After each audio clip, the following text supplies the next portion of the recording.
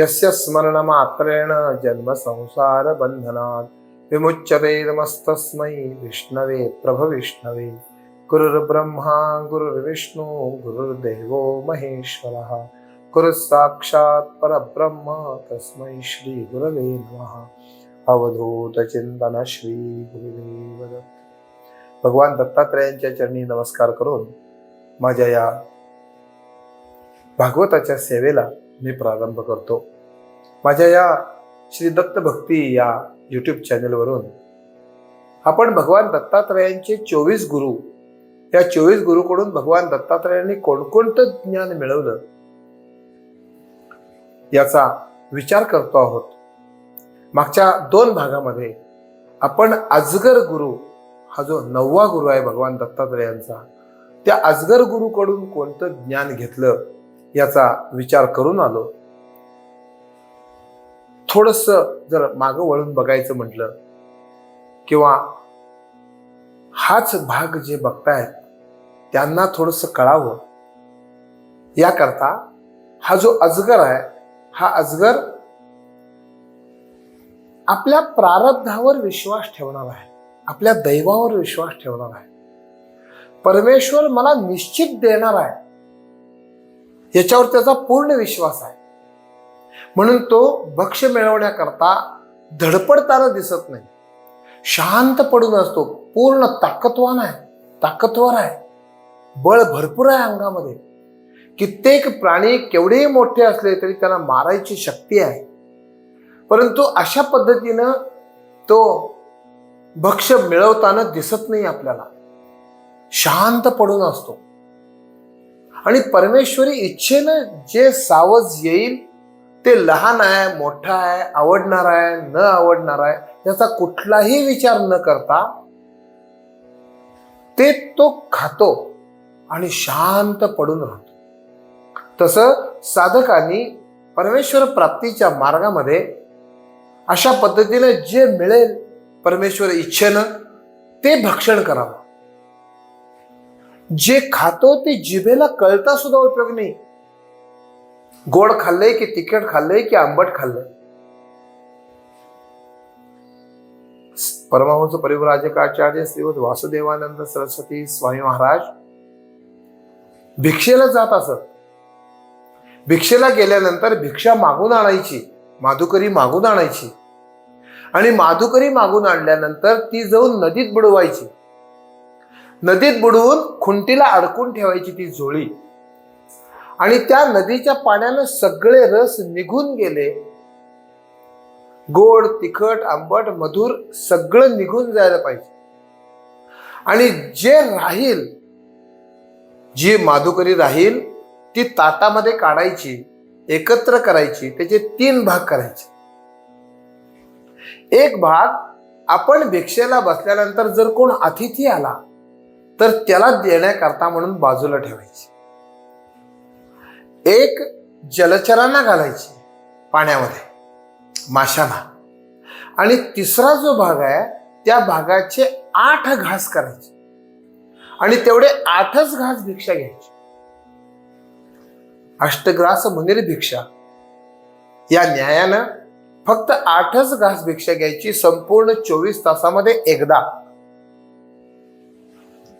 असं का? तर या जिभेला आपल्या स्वाधीन ठेवण्याकरता काही अभ्यासाची आवश्यकता आहे। एकाएकी होत नसतं, हे एकाएकी होत नाही, याकरता काही योग आहे। तो योग साध्य करावा लागतो। या रसनेला आपल्या ताब्यात ठेवता यायला पाहिजे। आपल्या रसना ताब्यात ठेवणं अत्यंत अवघड आहे, अत्यंत अवघड आहे। ह्या रसनेच्या माग लागून संपूर्ण आयुष्यभर आपण राबतो आहोत, आपण कष्ट करतो आहोत, आपण पैसे मिळवतो आहोत, आणि या रसनेला शांत करण्याचा, तृप्त करण्याचा आपण प्रयत्न करतो आहोत। कितीही जरी मिळवलं तरी आपलं समाधान नाही आहे, मिळवून मिळवून मिळवून आपण साठवून ठेवतो आहोत।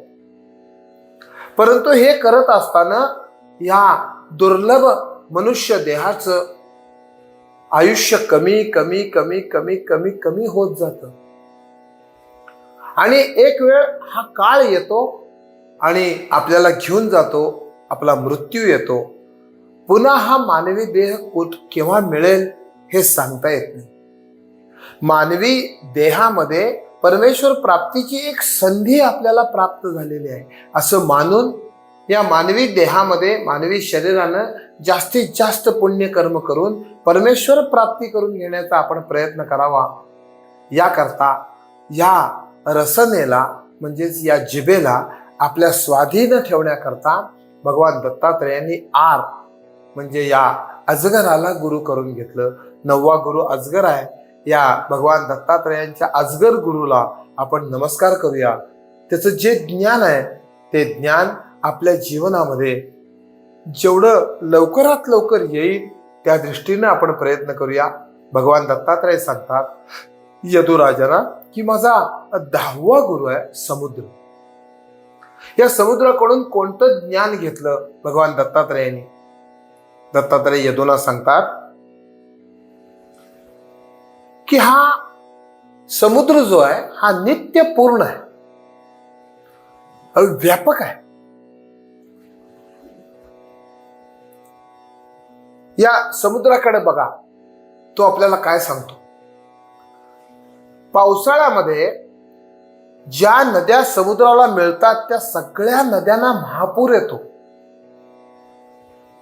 लाखो क्युसेक्स पाणी या नद्या वाहून नेतात आणि सगळं पाणी समुद्राला मिळतं. परंतु सगळ्या नद्यांच्या महापुराचं पाणी येऊन सुद्धा समुद्राला कधी पूर आलेला बघितलाय का आपण? समुद्राला कधीही पूर येत नाही. किंवा ग्रीष्मकाळी म्हणजे उन्हाळ्यामध्ये या सगळ्या नद्या आटून जातात. थोडंही पाणी समुद्राकडे जात नाही. म्हणून समुद्र आटलेला आपण कधी बघितलाय का? तर समुद्र कधी आटत नाही, कारण तो पूर्ण आहे, तो व्यापक आहे. असं संपत्तीमध्ये आणि विपत्तीमध्ये म्हणजे सुखात आणि दुःखात आपण एकरूप असावं. सुखामध्ये हर्षित होऊ नये, आनंदित होऊ नये आणि दुःखामध्ये निराश होऊ नये, उदास होऊ नये. दोन्ही स्थितीमध्ये आपण एकसारखं असावं. समशत्रौच मित्रैच तथा मानापमानयोः शीतोष्ण सुख दुःखेषु समसंग विवर्जितः. भगवान गोपालकृष्ण अर्जुनाला भक्तियोग सांगत असताना हे समत्व सांगतात आणि समत्वावर फार मोठा भार देतात. हे समत्व मानवी जीवनामध्ये अत्यंत आवश्यक आहे. समशत्रौच मित्रैच, शत्रू मित्रात समानता वागताना. हा शत्रू आहे म्हणून त्याच्याबरोबर वेगळं वागायचं, मित्र आहे म्हणून त्याच्याबरोबर वेगळं वागायचं असं नाही. शीतोष्ण सुख दुःखेषु, उन्हाळ्यात जसं वागतो तसंच हिवाळ्यात वागायला पाहिजे. उन्हाळा आला की आपण एसी लावतो, कूलर लावतो, फॅन लावतो, कोल्ड्रिंक्स पितो, आईस्क्रीम खातो. आणि हिवाळा आला की लगेच स्वेटर, टोपी, मफलर, हँगलो सगळं घालतो. हे समत्व नाही. हे योग्यांच्याकडे बघा. आम्ही केदारनाथला गेलो. केदारनाथला आम्ही 2-2 स्वेटर घातलेले, टोप्या घातलेल्या. परंतु तिथं जे साधक होते ते उघड्यानं बसलेले त्या बर्फामध्ये. कुठल्याही प्रकारचं अंगावर वस्त्र नाही. आणि असे असून सुद्धा ते आत्मानंदात मग्न असताना आम्ही बघितले.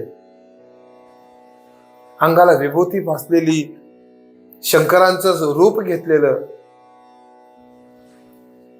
असे ते साधक, असे ते महात्मे थंडीत. एकदा तर पाऊस चालू होता, पावसामध्ये सुद्धा ते तसेच बसलेले होते. शीतोष्ण, उन्हाळ्यामध्ये तसंच वागायला पाहिजे, थंडीमध्ये तसंच वागलं पाहिजे. आणि सुख दुःखेषु, गोपालकृष्ण सांगतात अर्जुनाला की सुखामध्ये आणि दुःखामध्ये आपण एकरूप असायला पाहिजे. हे समत्व जे आहे, हे समत्व कुणाकडून शिकायचं आहे? तर या समुद्राकडून शिकायचं. समुद्रामध्ये 2 वेळा भरती येते आणि 2 वेळा ओहोटी येते 24 तासात. एक वेळ अशी येते की भरती पूर्ण झालेली आहे, इथून पुढे पाणी वाढणार नाहीये आणि अजून ओहोटी सुरू झालेली नाहीये. ती स्थिती किंवा ओहोटी पूर्ण झालेली आहे म्हणजे समुद्र मागं गेलेला आहे, जेवढा जायचा आहे तेवढा, परंतु अजून भरती सुरू झालेली नाही, ती स्थिती. या स्थितीला समा असं म्हणतात. आणि ही समा जी असती ही समा 12 मिनिटाची असते आणि या 12 मिनिटामध्ये भरती नसते, ओहोटी नसते, समुद्र एकदम शांत असतो. आत कडेला लाटा येतच असतात परंतु आतमध्ये तो अत्यंत शांत असतो. फक्त 12 मिनिटं.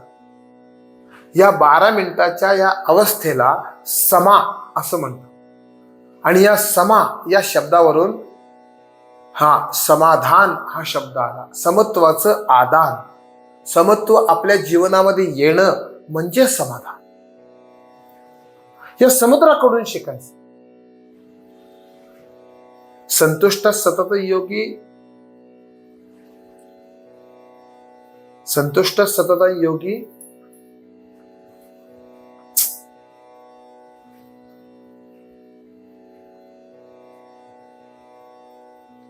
भगवद्गीतेमध्ये देव अर्जुनाला सांगतात की संतुष्ट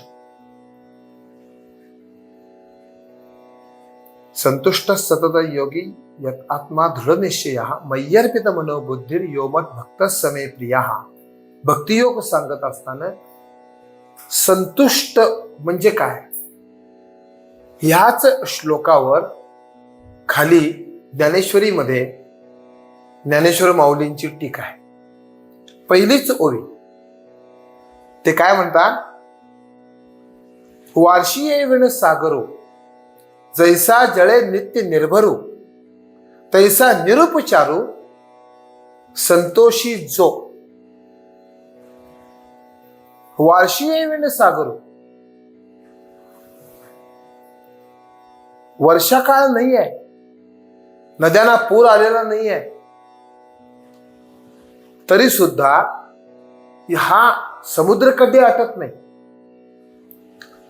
समुद्र आटलेला आपण कधी बघितलाय काय नद्या आटल्यानंतर? कारण तो पूर्ण आहे. तैसा निरुपचार, कुठल्याही उपचाराशिवाय संतोषी जो, तो माझा खरा भक्त आहे. भक्ताचे गुण सांगत असताना संतुष्ट म्हणजे काय हे सांगत असताना ज्ञानेश्वर माऊली समुद्राचा दृष्टांत देतात. समुद्रासारखं संतुष्ट असा, कुठल्याही उपचारांच्या शिवाय.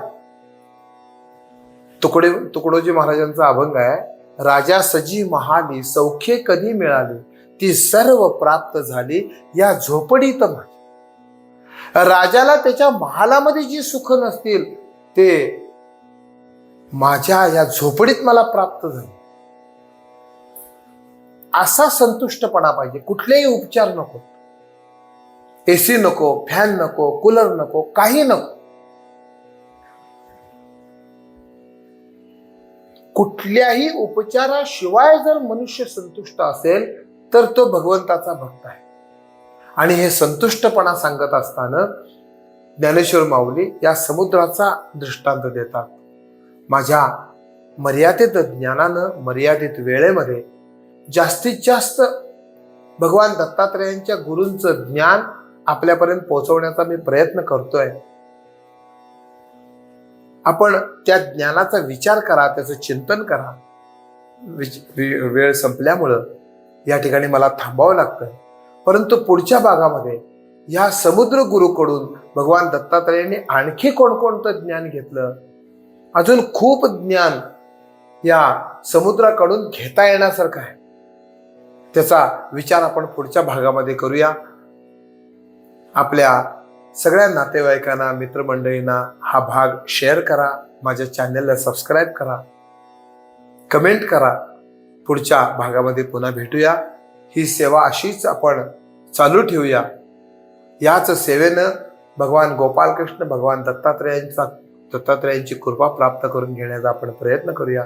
त्यांच्या चरणी मी तशी प्रार्थना करतो आणि या ठिकाणी मी थांबतो. अवधूत चिंतन श्री गुरुदेव.